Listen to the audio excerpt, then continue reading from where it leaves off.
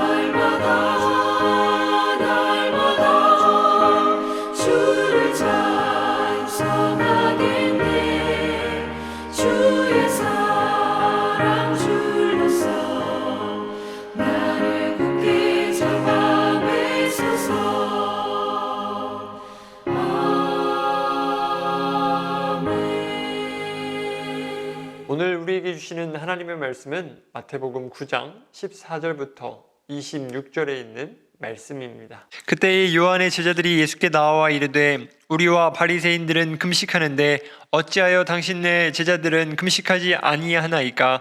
예수께서 그들에게 이르시되 혼인집 손님들이 신랑과 함께 있을 동안에 슬퍼할 수 있느냐? 그러나 신랑을 빼앗길 날이 이르리니 그때에는 금식할 것이니라.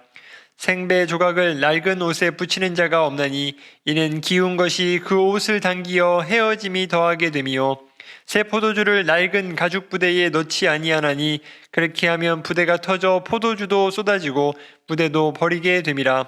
새 포도주는 새 부대에 넣어야 둘이 다 보존되느니라. 예수께서 이 말씀을 하실 때에 한 관리가 와서 절하며 이르되 내 딸이 방금 죽었사오나 오셔서 그 몸에 손을 얹어 주소서. 그러면 살아나겠나이다 하니 예수께서 일어나 따라가심에 제자들도 가더니 12해 동안이나 혈루증으로 앓는 여자가 예수의 뒤로 와서 그 겉옷가를 만지니 이는 제 마음에 그 겉옷만 만져도 구원을 받겠다 함이라. 예수께서 돌이켜 그를 보시며 이르시되 딸아 안심하라 내 믿음이 너를 구원하였다 하시니 여자가 그 즉시 구원을 받으니라.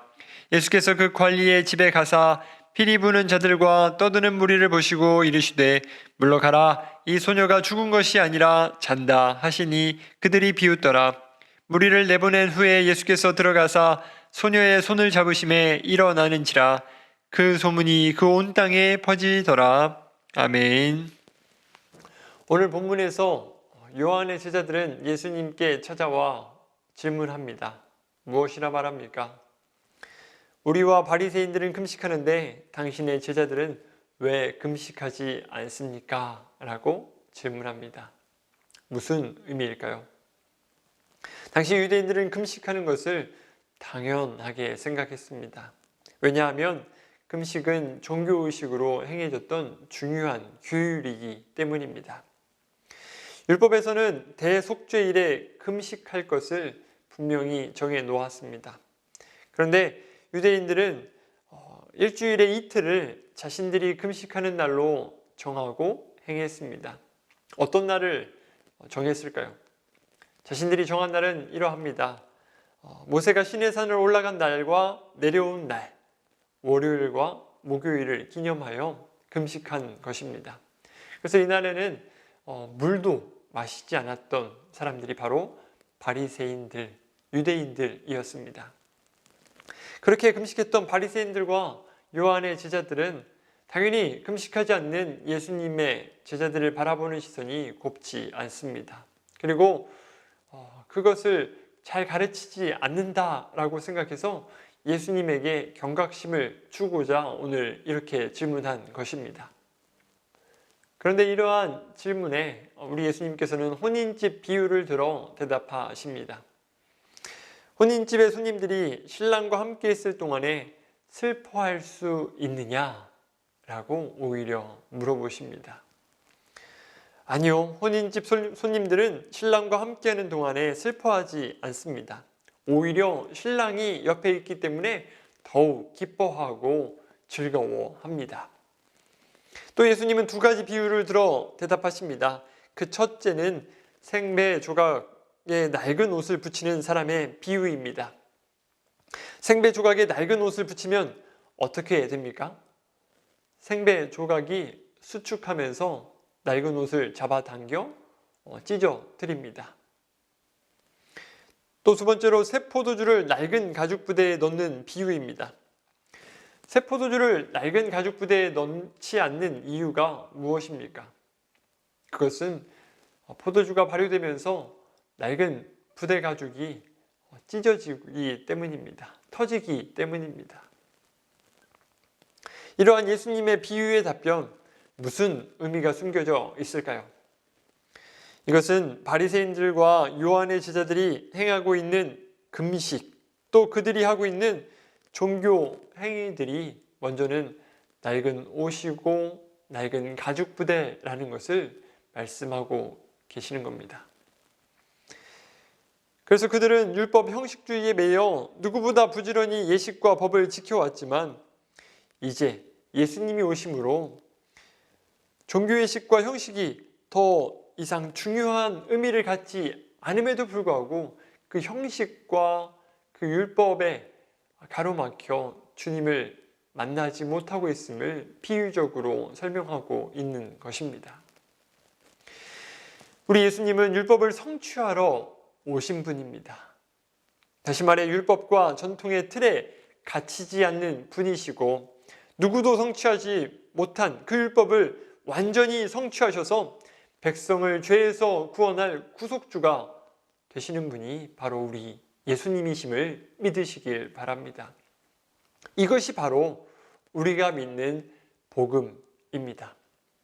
바라기는 이 사실을 기억하면서 우리는 율법과 형식주의에 가로막혀 예수님을 만나지 못하는 그러한 안타까운 일들이 없기를 바랍니다.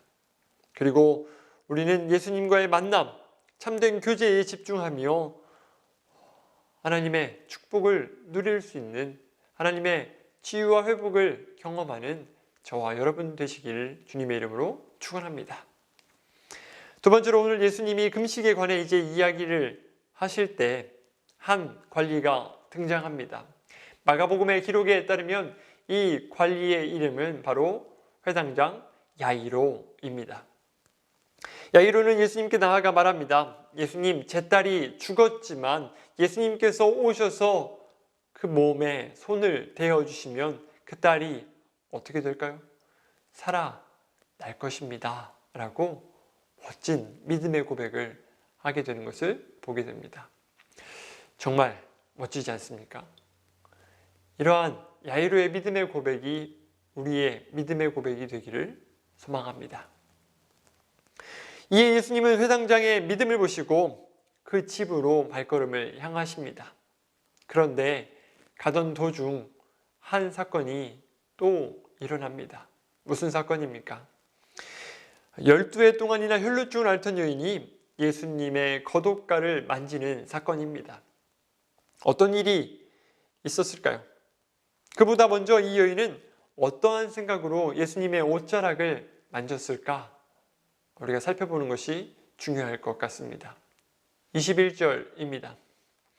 이는 제 마음에 그 겉옷만 만져도 구원을 받겠다 함이라.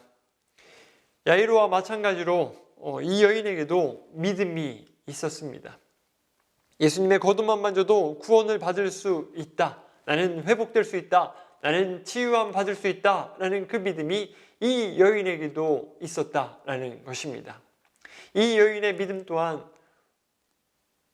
우리의 믿음이 되기를 소망합니다. 그리고 그 여인의 믿음은 역시나 놀라운 이적을 일으켰습니다. 예수님은 이 여인에게 이렇게 말씀하십니다.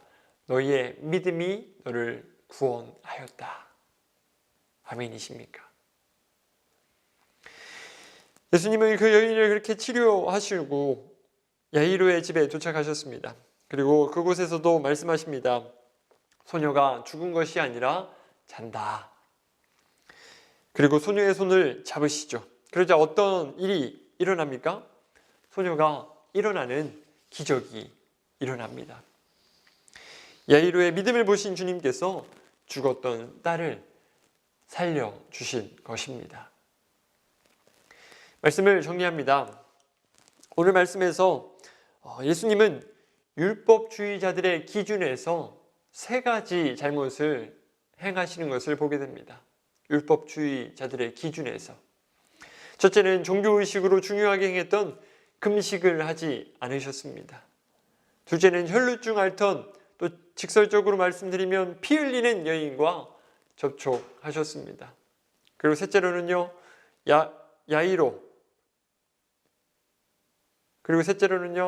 야이로 회당장의 딸의 손을 잡으셨습니다. 무슨 뜻입니까? 죽은 시신을 만졌다라는 것입니다. 유대인들은 예수님의 행동에 모두 놀랐습니다. 그러나 우리 예수님은 오직 믿음만 보셨습니다. 여러 가지 조건들을 따진 것이 아니라 하나님과의 관계를 가로막는 형식에 치우치고 형식만을 고집한 것이 아니라 오직 믿음을 보시며 구원하셨다라는 것입니다. 이것이 중요합니다. 신학자 성 어거스틴은 이렇게 말했습니다.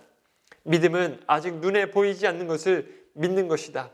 그리고 이 믿음에 대한 보상은 당신이 믿은 대로 보게 된다는 것이다.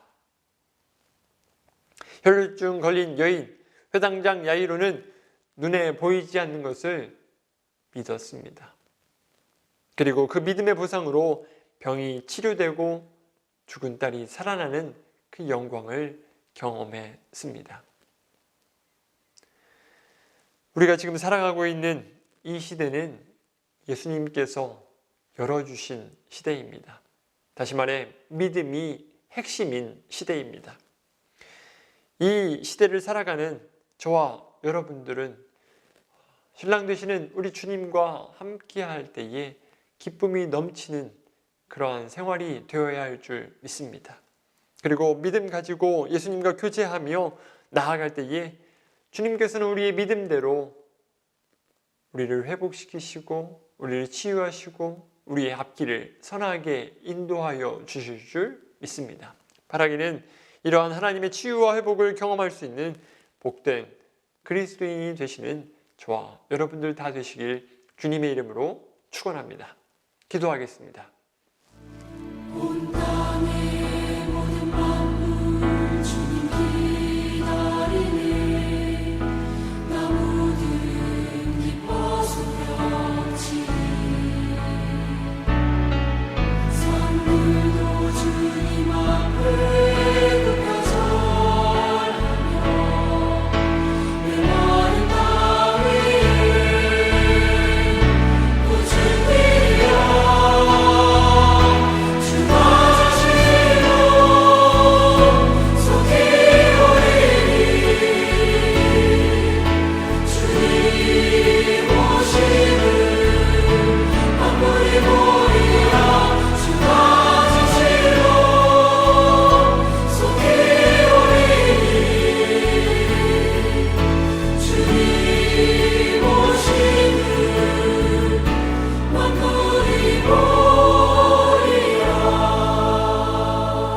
하늘에 계신 우리 아버지, 아버지의 이름을 거룩하게 하시며 아버지의 나라가 오게 하시며 아버지의 뜻이 하늘에서와 같이 땅에서도 이루어지게 하소서.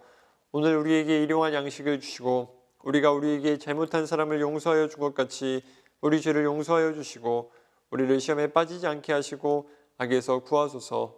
나라와 권능과 영광이 영원히 아버지의 것입니다. 아멘.